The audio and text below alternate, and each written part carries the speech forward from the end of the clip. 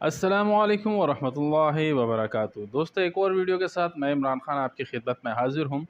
Video شروع کرنے سے پہلے گزارش ہے، اگر ویڈیو اچھی لگا کرے تو اس کو لائک اور شیئر کمنٹ ضرور کیا کریں۔ تو چلیں اپنی ویڈیو کا آغاز کرتے ہیں۔ آپ سب دوستوں نے استخارے کے بارے میں تو سنا ہی ہوگا، لیکن کیا آپ جانتے ہیں کہ استخارہ کسے کہتے ہیں اور یہ کس لیے کیا جاتا ہے؟ پہلے میں آپ کو ایک بات بتاؤں۔ بزرگوں سے سنا ہے کہ انسان سنت نبوی سے جتنا دور ہوتا چلا جاتا ہے، اتنا ہی بدعت اور گمراہیوں میں گرتا چلا جاتا ہے۔ جیسے جیسے وقت گزرتا جا رہا ہے، اسلام کی سادہ اور آسان تعلیمات کے بارے میں بخوبی اس کا مشاہدہ بھی سامنے آ رہا ہے کہ زندگی کے جس گوشے میں بھی سنت طریقے کو چھوڑا گیا، وہاں خرابیوں نے جنم لیا اور پھر آسان کام مشکل اور زحمت بن گیا۔ اس وقت استخارے کے ساتھ بھی اسی قسم کا معاملہ ہوتا جا رہا ہے۔ استخارہ کرنے کا طریقہ حدیث نبوی میں صراحت کے ساتھ موجود ہے، لیکن عوام میں استخارے کا آسان اور مسنون عمل شعبدہ بازی بن کر رہ گیا ہے۔ یہ میں کیوں کہہ رہا ہوں؟ آپ نے خود بھی دیکھا ہوگا، کوئی کہتا ہے خواب میں لال جھنڈا نظر آئے گا، کوئی کہتا ہے اگر صحیح ہوا تو ہرا جھنڈا نظر آئے گا، کوئی کہتا ہے گلاب کا پھول نظر آئے گا، اور اسی طرح کی بہت سی باتیں ہیں۔ کل کی بات ہے کہ مجھے میرے ایک دوست نے میسج کیا کہ آپ میرے لیے استخارہ کریں۔ میں نے اس سے انکار کر دیا۔ اور میں نے منع کیوں کیا؟ پہلے میں آپ کو ایک بات بتاتا ہوں۔ استخارے کا مطلب ہے کسی معاملے میں خیر اور بھلائی طلب کرنا، یعنی روزمرہ کی زندگی میں پیش آنے والے اپنے ہر جائز کام میں اللہ کی طرف رجوع کرنا اور اللہ سے اس کام میں خیر بھلائی اور رہنمائی طلب کرنا۔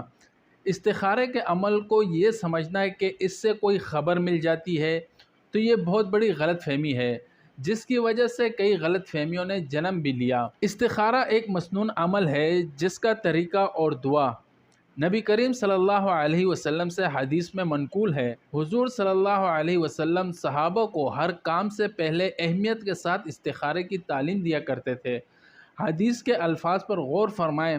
حضرت جابر بن عبداللہ رضی اللہ تعالیٰ عنہ فرماتے ہیں کہ نبی کریم صلی اللہ علیہ وسلم کا ارشاد گرامی ہے، جب تم میں سے کوئی شخص کسی بھی کام کا ارادہ کرے تو اس کو چاہیے کہ فرض نماز کے علاوہ 2 رکعت نفل پڑھے۔ ایک حدیث میں جناب رسول صلی اللہ علیہ وسلم نے ارشاد فرمایا، اللہ رب العزت سے استخارہ کا چھوڑ دینا اور نہ کرنا انسان کے لیے بدبختی اور بدنصیبی میں شمار ہوتا ہے۔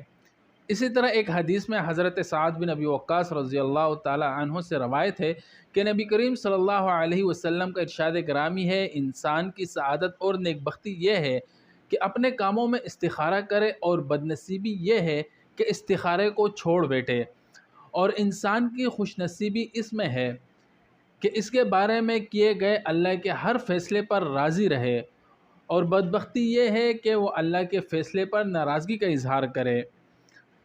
حدیث مبارکہ سے معلوم ہوتا ہے کہ جس شخص کی حاجت ہو وہ خود استخارہ کرے۔ نبی کریم صلی اللہ علیہ وسلم صحابہ کرام کو استخارہ کا طریقہ اس اہتمام سے تعلیم فرماتے تھے جیسے قرآن کریم کی سورت یا آیت، اور صحابہ کرام کی زندگی سے بھی یہ بات معلوم ہوتی ہے کہ وہ حضور اقدس صلی اللہ علیہ وسلم سے اپنے امور پر مشورہ تو لیتے تھے، لیکن آپ صلی اللہ علیہ وسلم سے استخارہ نہیں کرواتے تھے۔ حالانکہ نبی کریم صلی اللہ علیہ وسلم سے مقدس اور برگزیدہ کوئی انسان نہیں، نیز اس وقت وحی بھی نازل ہوتی تھی جس کی روشنی میں خیر اور شر یقینی طور پر معلوم ہو سکتا تھا، لیکن اس کے باوجود صحابہ کرام نے نہ کبھی نبی کریم صلی اللہ علیہ وسلم سے اپنے لیے استخارہ کروایا، اور نہ ہی کسی اور کے لیے رسول صلی اللہ علیہ وسلم نے استخارہ کیا۔ پس رسول صلی اللہ علیہ وسلم نے صحابہ کرام کے ذریعے آنے والی پوری امت کی تربیت اس طرح فرمائی کہ امت کے ہر فرد اللہ رب العزت سے خود تعلق قائم کرے، اور مہربان رب سے ہر شخص اپنی حاجت مانگنے کے ساتھ وہ خود ہی خیر کا خواہشگار ہو۔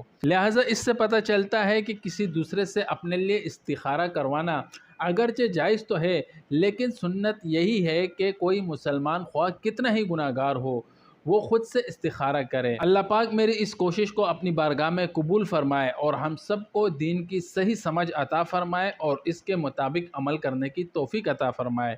تو امید ہے یہ چھوٹی سی ویڈیو آپ کو ضرور پسند آئی ہوگی۔ وما علینا الا البلاغ۔